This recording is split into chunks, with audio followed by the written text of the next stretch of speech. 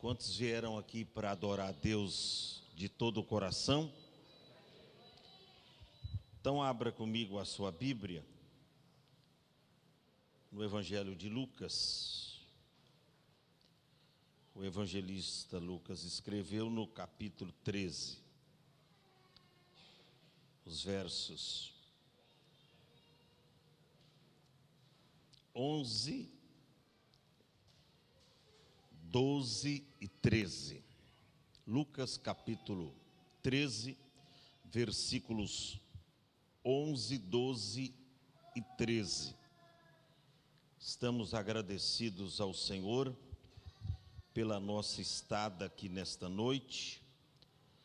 Um aparelho aí do ar deu problema e hoje está um dia muito quente, né? Com 2 grandes só, não dá. Aquele último lá, mas essa semana já o nosso técnico já vai mexer nele, deu um vazamento, mas já vai consertar. Mas é assim, irmão, a gente que prega aqui, o negócio é mais quente, e a gente está dando glória e aleluia, né, irmão? Então, adora a Deus aí, no estreito. Amém? Diz assim o texto de Lucas 13, 11, 12 e 13. E eis que estava ali uma mulher que tinha um espírito de enfermidade, havia já 18 anos, e andava curvada, e de modo algum endireitava-se. E vendo-a, Jesus chamou-a a si e disse-lhe: mulher, estás livre da tua enfermidade.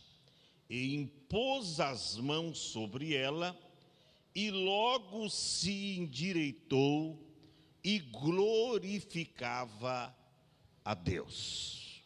Toma assento dizendo amém. Amém.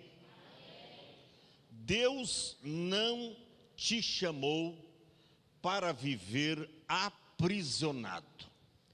Dá para você repetir, olhando para o seu irmão: Deus não te chamou para viver aprisionado. Interessante, Jesus estava numa sinagoga. Interessante que a Bíblia diz que era sábado. Que dia que era? Sábado. E sinagoga era o culto judaico, é o local de culto, aonde aqueles que conheciam a Deus e que buscavam o entendimento da palavra de Deus se reuniam, principalmente aos sábados. E a Bíblia diz que Jesus, nesse sábado, referido aqui em Lucas capítulo 13, Jesus estava no culto. Jesus estava onde? No culto. Jesus estava no culto. E é interessante que alguém pensa que quando Jesus está no culto, precisa ver quando, porque ele só vai estar no culto quando você está no culto. Tem gente que ele vem à igreja, mas não está no culto. Que isso, pastor? Mas é verdade, ele vem no local do culto, mas ele não está vivenciando o culto. O culto está no seu desenrolar, mas ele nunca entra no culto. Para entrar no culto, sabe como você entra? É pela fé, é pela obediência, é pela submissão, é pela comunhão estreita, o relacionamento estreito com Cristo. É assim que a gente entra no culto. Não é estar no local do culto, entrar no culto. Interessante, a mulher estava no local de culto, mas a Bíblia nos diz aqui que há 18 anos ela estava presa. Mas não está no lugar não estava no local do culto? Sim, mas estava presa. Você sabe que tem muita gente que está na igreja, mas está presa no pecado ainda, presa na desobediência, presa na mentira. Você sabe que tem crente que mente para pior do que bula de biotônico Fontoura. Tem crente que mente descaradamente, irmão. Ele inventa tanta coisa. Crente que mente precisa ser liberto da mentira. Ou mentira não é pecado? A Bíblia diz que o mentiroso é filho de Deus ou do outro camarada? A Bíblia diz que o mentiroso é filho do... Ixi, a turma está querendo, falando até baixo. O mentiroso é filho de quem mesmo? Do diabo. Porque o diabo é o pai da...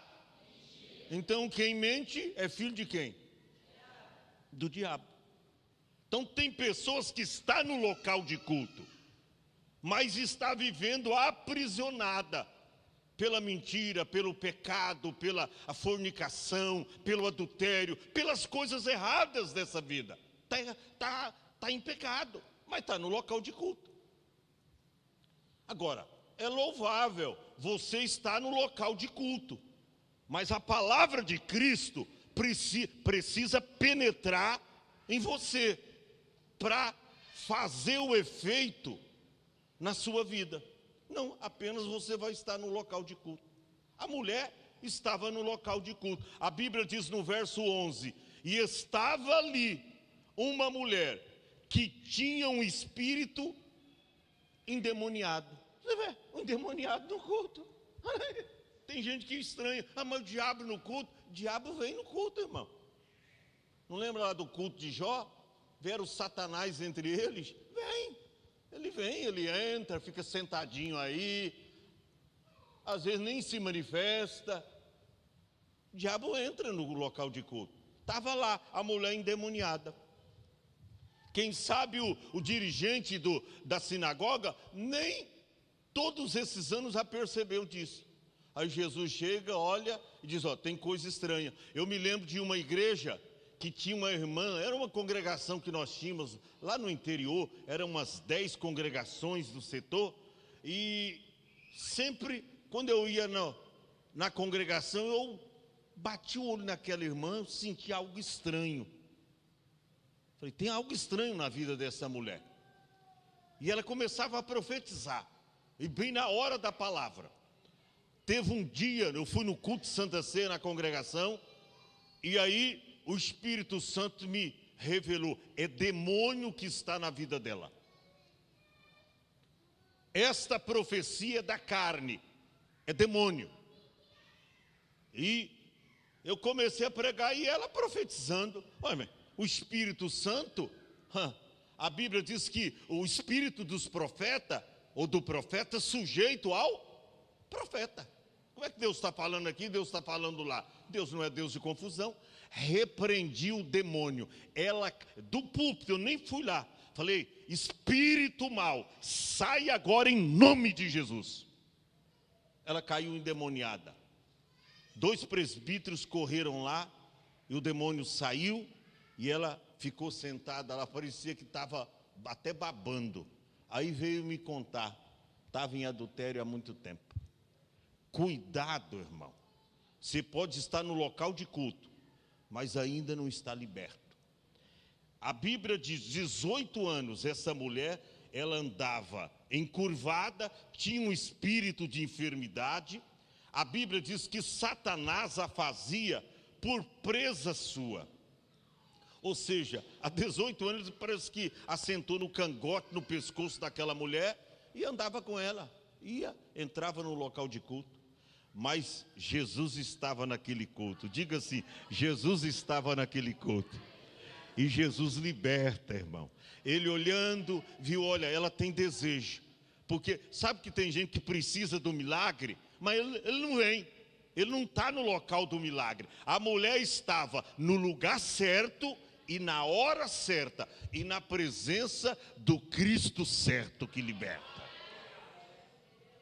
E a Bíblia diz que Jesus olhou para aquela mulher e vendo-a, ele chama a mulher, vem até aqui, mulher. E ela vem, e ele põe a mão sobre ela, impôs as mãos sobre ela, está escrito, e diz, estás livre da tua ou da sua enfermidade. Corre aí, filho, dá para correr, né? Dá, né? Olha aí, chamou para si, ou a si, e disse-lhe: mulher, estás livre da tua enfermidade.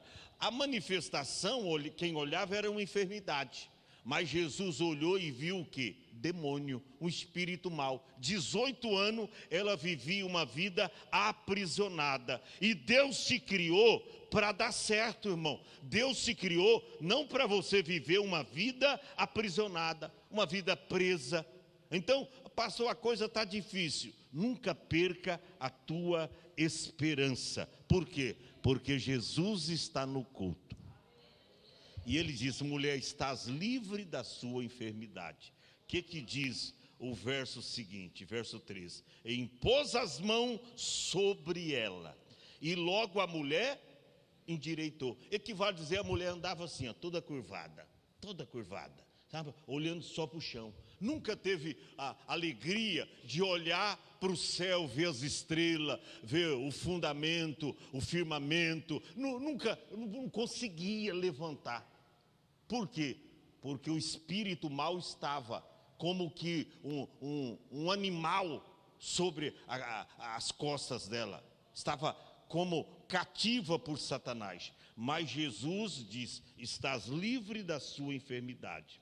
A mulher se endireitou e glorificava a Deus. Fica em pé. Olha para cá. Deus quer te endireitar nesta noite aqui. Pastor, o que é que nos endireita?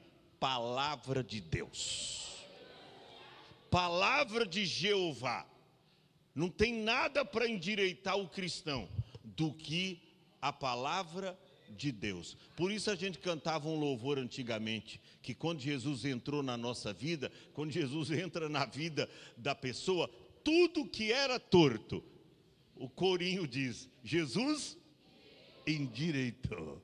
Aleluia. Endireitou mesmo, irmão? Ou ainda está andando meio tortinho, né? Escravo do pecado, escravo da desobediência, escravo das coisas erradas, da mentira. Se Jesus te libertou, você anda agora de cabeça erguida, como verdadeiro cidadão dos céus. Diga amém. Presbítero irmão Eduardo, vem fazer essa oração. Quantos aqui precisam das orações em nome de Jesus?